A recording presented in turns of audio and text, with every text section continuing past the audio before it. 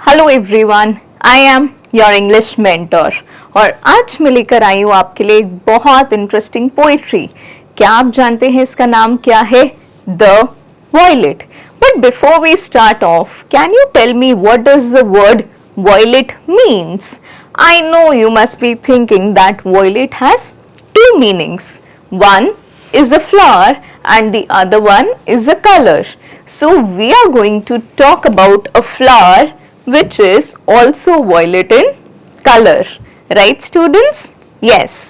So here we start off. Down in a green and shady bed.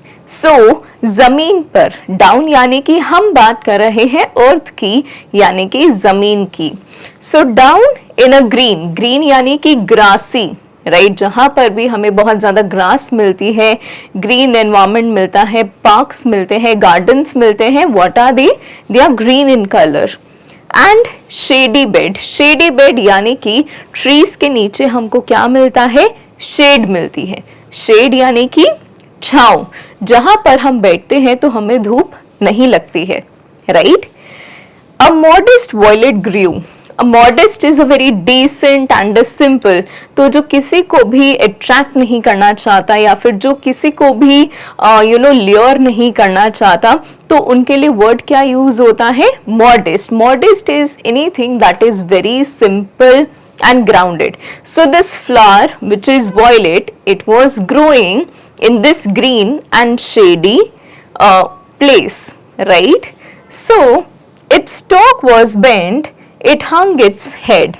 So now students, do you know that there is a stem in the flowers? For example, this is called a stalk, right, और इसके ऊपर क्या grow हो रहा है? एक flower.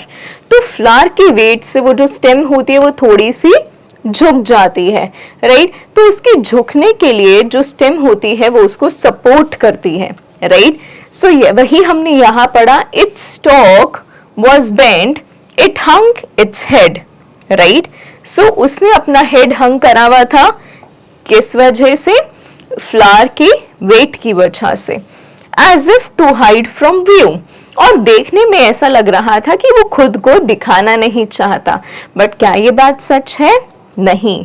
सो अभी तक हमने क्या समझा कि ये ग्रीन और शेडी प्लेस है और वहां पर एक वॉयलेट ग्रो हो रहा है बहुत ही एलिगेंट और मॉडेस्ट तरीके से, और वो अपने फ्लावर के वेट की वजह से स्टेम को नीचे बेंड कर रहा है और दूर से देखकर ऐसा लगता है कि वो खुद को छुपा रहा है। And yet it was a lovely flower, लेकिन ये बात तो सच है कि वो एक बहुत सुंदर फ्लावर है।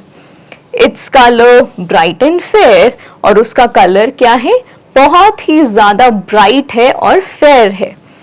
It might have graced a rosy bower, और हो सकता है उसके पास एक बहुत ही बढ़िया रोजी शेड भी हो, राइट।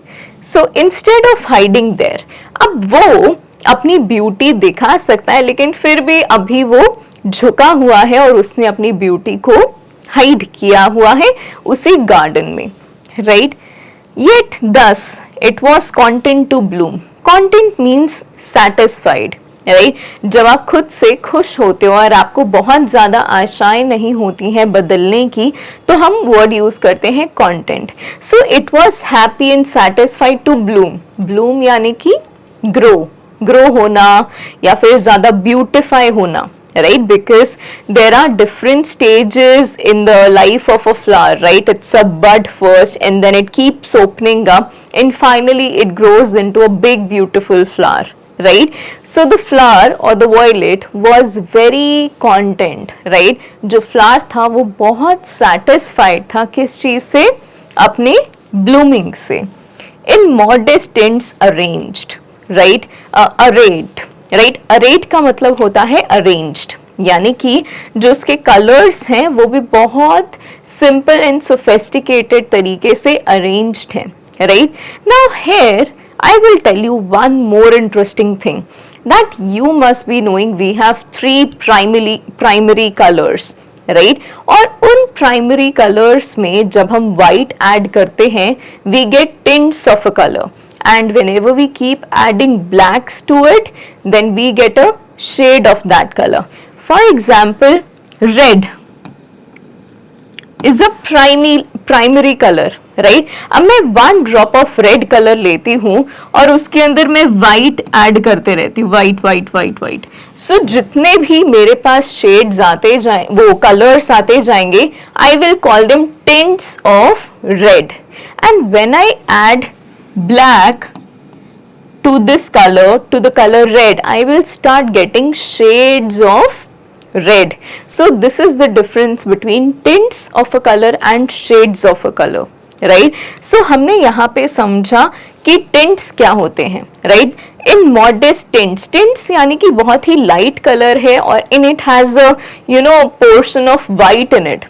अरेड यानी कि अरेंज्ड. सो ये जो कलर है उस फ्लावर का, ये बहुत ब्यूटीफुल है और इसके अंदर वाइट टोन्स हैं और ये बहुत ब्यूटीफुली अरेंज्ड है, right?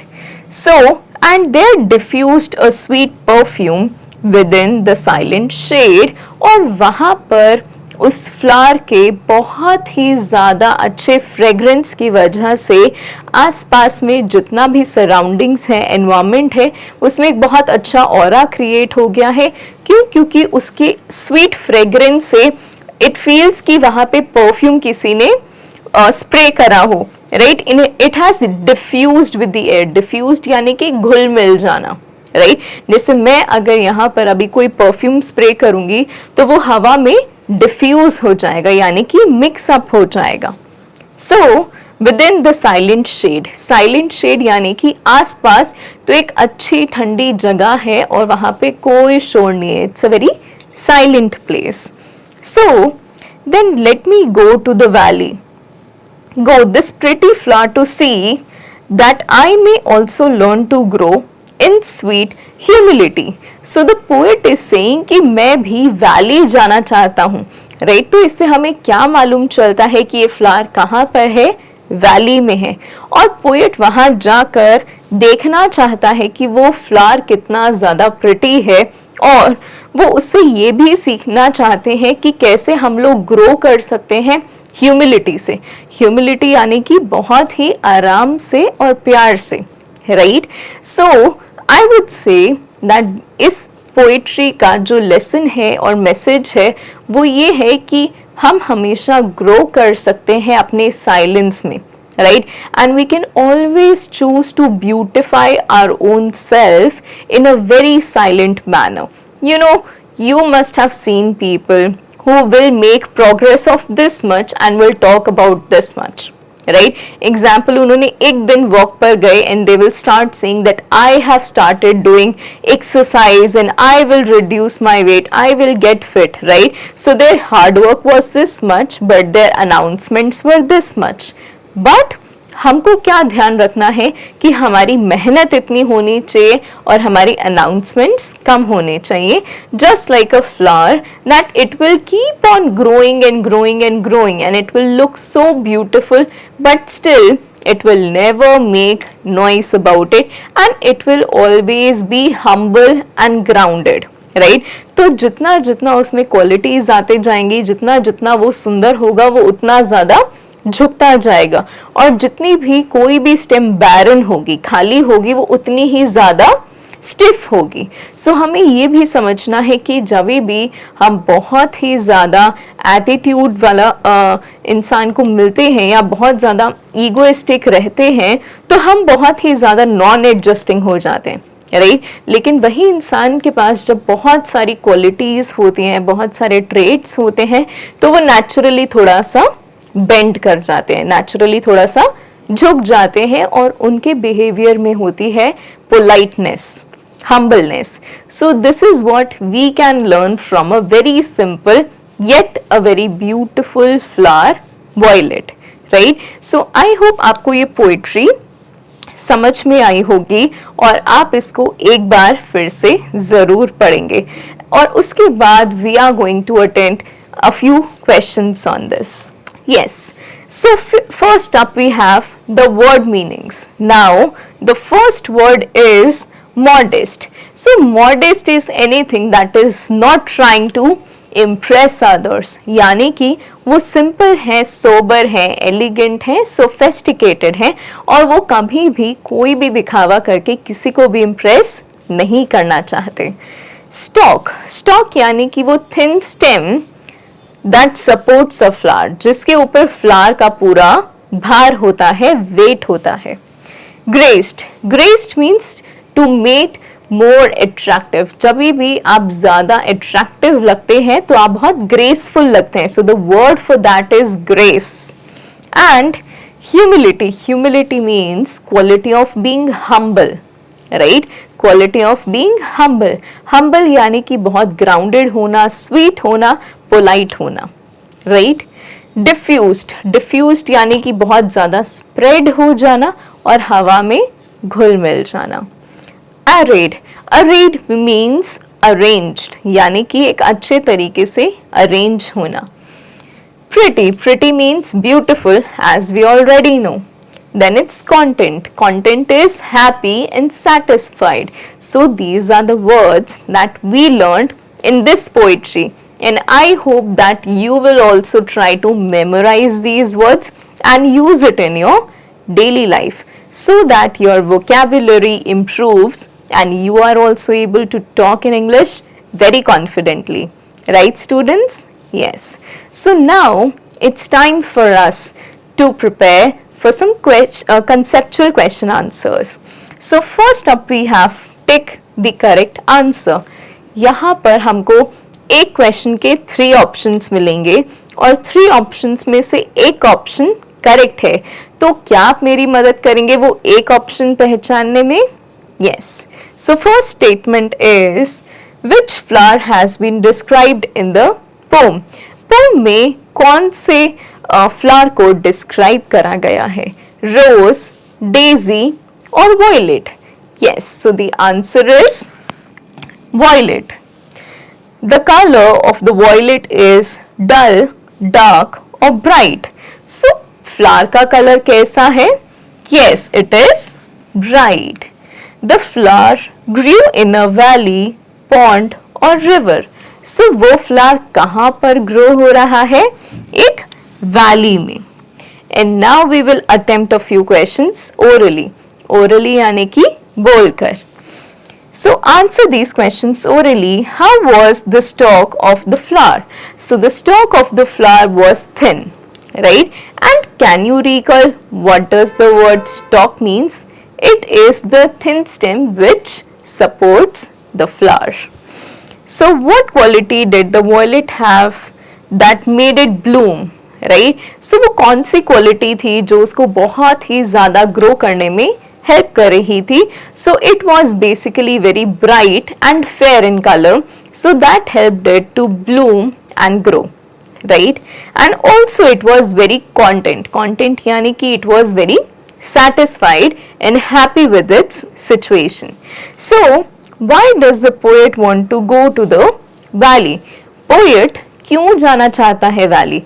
Because he wants to learn or she wants to learn. So our poet was Jane, so it's a girl, right? So basically the poetess wants to know कि how can we learn humility or modesty from the growth of a flower, right students?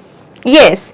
And now that you have understood this poetry so well, you will certainly attempt these question answers in your book itself. We will be learning some things about grammar today, and it goes like a simile is a comparison of two things using the words like or as.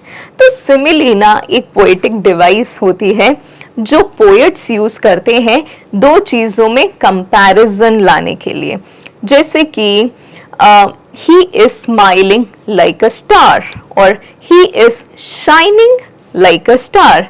So जैसे ही मैंने अपने sentence में like use करा तो मैंने कौन सी poetic device use करी है? सिमिली. सिमिली यानी कि सिमिलर, राइट? सो पोएटिक डिवाइसेस पोएट्स इसलिए यूज करते हैं ताकि वो अपने रीडर्स को और अच्छे से अपना मैसेज स्प्रेड कर पाए. So whenever they use like और एज का एग्जाम्पल होगा he is as tall as a tree, maybe, right? So as यहाँ पे compare कर रहा है दो चीजों को, तो like और as हम तब यूज करते हैं जब दोनों में एक comparison draw होता है और दोनों ही similar होते हैं, right? So when we will do a question on it, you will be able to understand what is this all about, right? So now complete the following similes using the pictures as clues, right? So previously we had examples like as pretty as a violet. So वो इतनी सुंदर हैं जैसे कोई violet हो, violet यानी कि flower, and as sweet as honey, right? So sweet is मीठा और honey भी मीठा होता है. So he or she talks as sweetly as honey, right? Okay.